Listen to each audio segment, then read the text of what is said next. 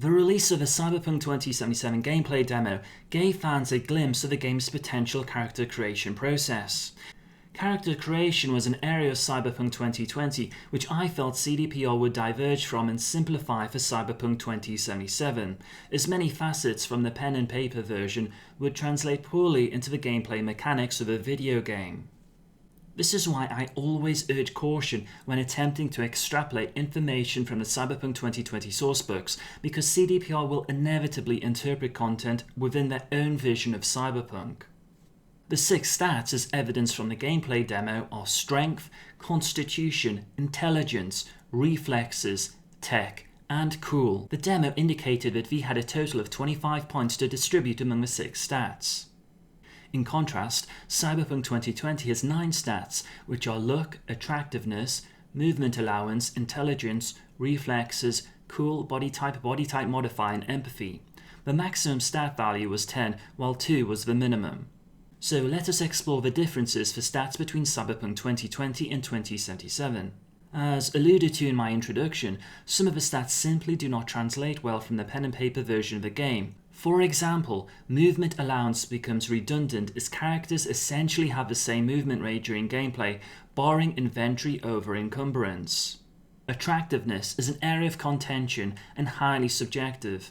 I may personally think that the V portrayed in the gameplay demo was physically attractive, but that does not mean others will share the same sentiment. Furthermore, the player determines V's physical appearance in the game, so having a system to measure the attractiveness of their creation would be an arduous process or simply nonsensical. I found the apparent omission of an empathy stat to be particularly interesting, because for those who are familiar with cyberpsychosis, empathy plays an important factor in determining how a character reacts to cyberware and its subsequent humanity cost. In Cyberpunk 2020, a high empathy score would mitigate the probability of undergoing cyberpsychosis. CDPR have clearly added a humanity cost to cyberware, as evidenced when V visits the Ripper Doc Victor during the Visiting the Doc subquest.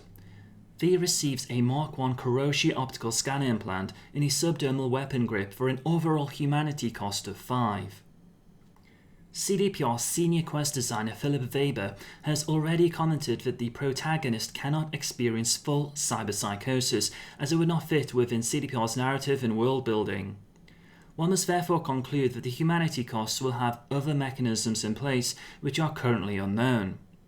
In Cyberpunk 2020, humanity cost was a random variable because 2 people would react differently to having the same implant. For every 10 points of humanity, the character would lose 1 point of empathy. Upon reaching an empathy of 0, they would become a cyberpsycho.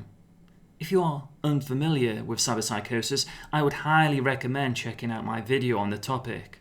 Characters in the Cyberpunk 2020 game did not have strength or constitution stats, rather these variables were encompassed by body type and body type modifier.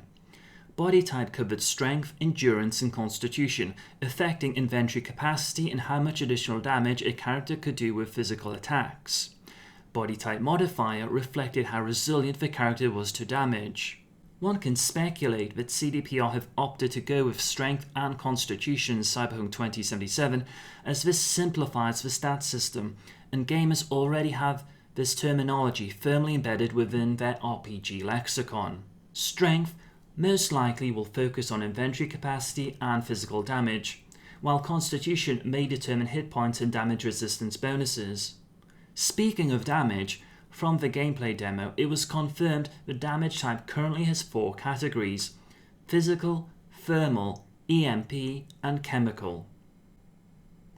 Intelligence is somewhat self-explanatory. In Cyberpunk 2020, it is the measure of problem-solving ability, perception, applying knowledge and skills, etc.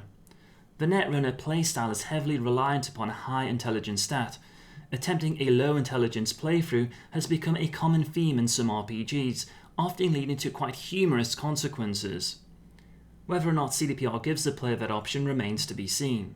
Reflexes covers basic dexterity, physical coordination, and is important to characters who focus primarily on direct combat, such as those following a solo playstyle.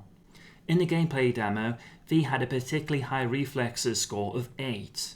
Cool is another intriguing stat.